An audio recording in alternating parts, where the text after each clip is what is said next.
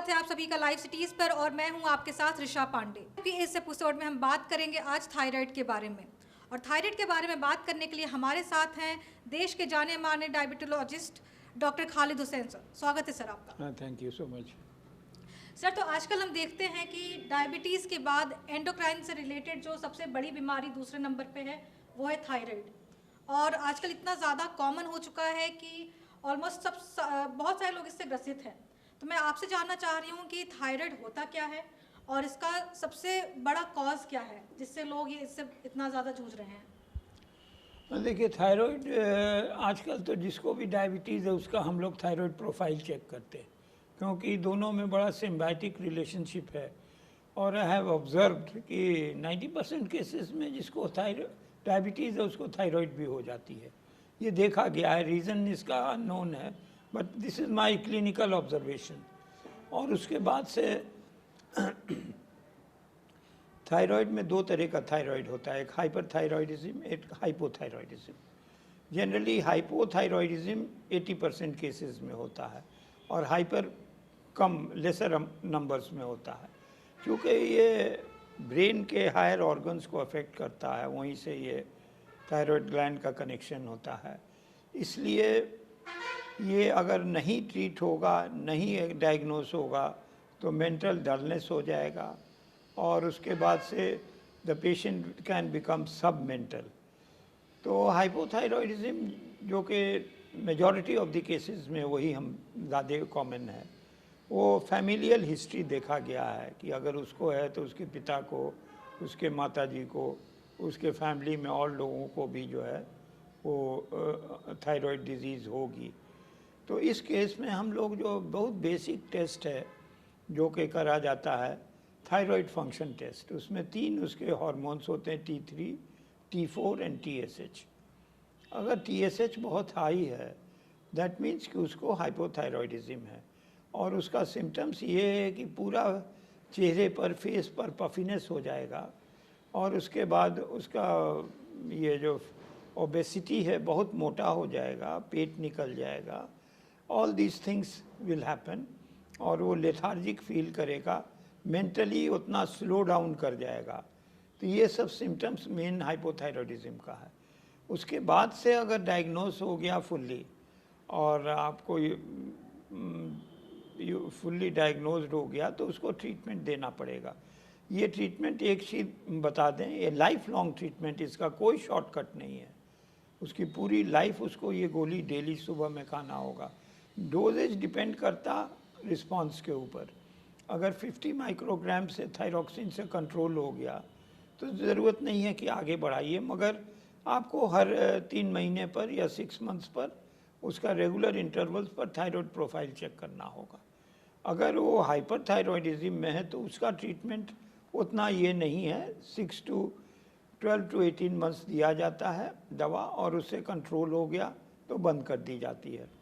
Hyperthyroidism का ये है कि टैकीकार्डिया, हार्ट रेट बहुत फास्ट हो जाएगा, वो स्किनी हो जाएगा, दुबला हो जाएगा, और उसके बाद से उसको भी थोड़ा फीलिंग ऑफ बीइंग अनवेल, कि हम अच्छे नहीं हैं, ये लगेगा। तो उसमें दवाई दूसरी है, हाइपो में दूसरी है, हाइपर में दूसरी है। और जहाँ तक प्रेग्नेंट लेडीज़ का सवाल है, उनको दवाई खानी पड़ेगी थ्रू आउट द प्रेगनेंसी। ये नहीं कि हम प्रेग्नेंट हैं अभी हम नहीं खा सकते, कोई कॉन्ट्राइंडिकेशन नहीं, उनको दवाई खानी है, क्योंकि अगर नहीं खाएंगी तो फीटस पर भी इफेक्ट पड़ सकता है। इसलिए उनको दवाई खानी पड़ेगी और लाइफ लॉन्ग ट्रीटमेंट है। पेशेंट बार बार पूछते हैं कि कब हम बंद करें, तो बता देना चाहिए वेरी फ्रैंकली कि भाई ये दवाई बंद करने के लिए नहीं है, ये लाइफ लॉन्ग रिप्लेसमेंट थेरेपी है। आप हार्मोन दे रहे हैं to replace the thyroxine to the thyroid hormone. तो इसलिए वो जो है आपको खानी है लाइफ लॉन्ग, और ट्रीटमेंट इसको कंटिन्यू रखना है तो कोई प्रॉब्लम नहीं है, क्योंकि ये सारे ऑर्गन्स को डैमेज करती है अगर ट्रीटमेंट नहीं ठीक से होगा। हार्ट को भी डैमेज करती है।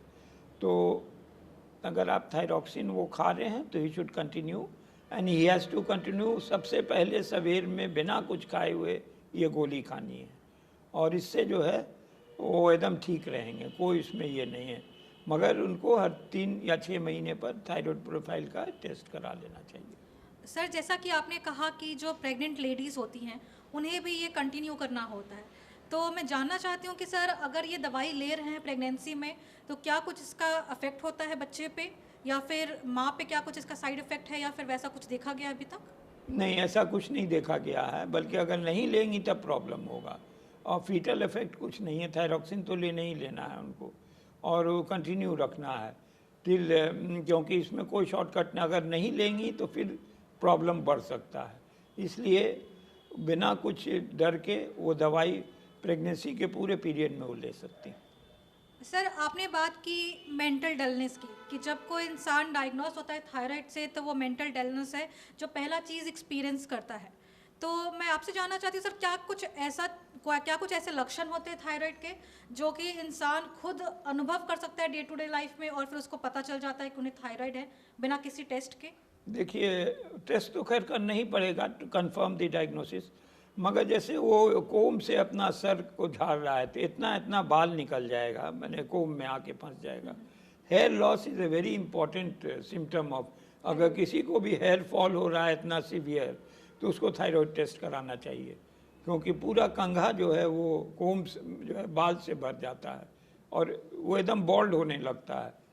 तो ये one of the earliest symptoms है विच ही शुड गेट इन्वेस्टिगेटेड। और उसके बाद से जो है वो डलनेस तो है ही है, और यहाँ पर नेप ऑफ द नेक पर फैट जमा हो जाता है, और एक सेंट्रल ओबेसिटी होती है, यानी पेट निकल जाता है। तो ये सब चीज़ें जो हैं प्री मॉनिटरी सिम्टम्स, अगर ऐसा किसी को है या वो फील कर रहा है कि हो रहा है, और डलनेस, थोड़ा lethargy, tiredness, insensitivity to cold, सर्दी में बहुत उसको सर्दी लगेगी, तो ये सब चीज़ें हैं, तो उसको he should consult A doctor और एक टेस्ट, थायराइड प्रोफाइल टेस्ट करना चाहिए। सर आपने बताया कि थायराइड में और भी ऑर्गन्स होते हैं जो अफेक्ट होते हैं, तो थायराइड ग्लैंड के फंक्शंस क्या क्या होते हैं? जैसे कि आपने कहा कि हार्ट भी अफेक्ट हो सकता है इसमें, तो इसके क्या क्या फंक्शंस होते हैं जो कि ये इतनी हानिकारक होती है हमारे शरीर के लिए? देखिए, ये जो higher functions of the brain सारे को ये मैनेज होता है और पिट्यूटरी से, तो इसमें जो है सारे ही सेंटर्स अफेक्ट होते हैं। अगर वो दवाई नहीं लेगा, दवाई लेगा तो रिप्लेसमेंट थेरेपी, हार्मोन बॉडी में नहीं है थायराइड हार्मोन, तो उसको रिप्लेस किया जा रहा है टैबलेट से। Once the replacement is there तो वो जो फंक्शन है वो नॉर्मल हो जाएगा। तो इसलिए अगर ये ले रहा है तो कोई चिंता की बात नहीं है, ठीक है ना। सर ऐसा जो यूथ हैं, जो युवा हैं अभी के, ऐसा कुछ सुझाव है उनके लिए जो कि वो आज से स्टार्ट कर सकते हैं फॉलो करना, कि आगे जाके उनको थायराइड ना हो, चाहे वो लाइफस्टाइल में बदलाव हो या डाइट में बदलाव है, ऐसा कोई सुझाव है उनके लिए? नहीं, ऐसा कुछ नहीं है, क्योंकि ये कोई प्रिवेंटिव इसका है नहीं। प्रिवेंटिव यही है कि अगर फैमिली में उनके थायराइड हिस्ट्री है, थायराइड डिजीज़ की हिस्ट्री है, तो every year, once a year उनको टेस्ट थायराइड का करवा लेना चाहिए, वंस और ट्वाइस ए ईयर, या 1 साल में या 2 साल में एक बार करवा लेना चाहिए, उससे पता चल जाएगा। सर आखिरी सवाल मेरा आपसे यह है कि यूजुअली देखा जाता है कि फीमेल्स ज़्यादा सफ़र करती हैं थायराइड से than the males, so what is the common cause because of which females are suffering more than mails?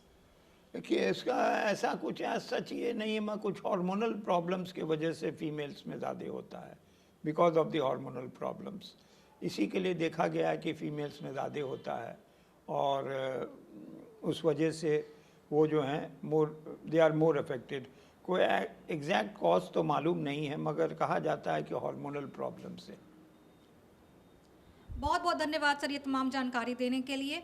आशा करती हूँ कि ये जानकारी आप सभी के लिए लाभदायक रही हो। और आज की वीडियो में जैसे कि हमने देखा कि थायराइड क्या होता है, ये प्रेग्नेंट वुमेन को कैसे अफेक्ट करता है, इसके क्या क्या साइड इफ़ेक्ट्स होते हैं, या फिर इसको किस तरीके से हम इससे बच सकते हैं। तो आज के वीडियो में इतना ही। अगर आपने अभी तक हमारे चैनल को सब्सक्राइब नहीं किया हो तो तुरंत कर ले, साथ ही फेसबुक पेज को भी लाइक करें।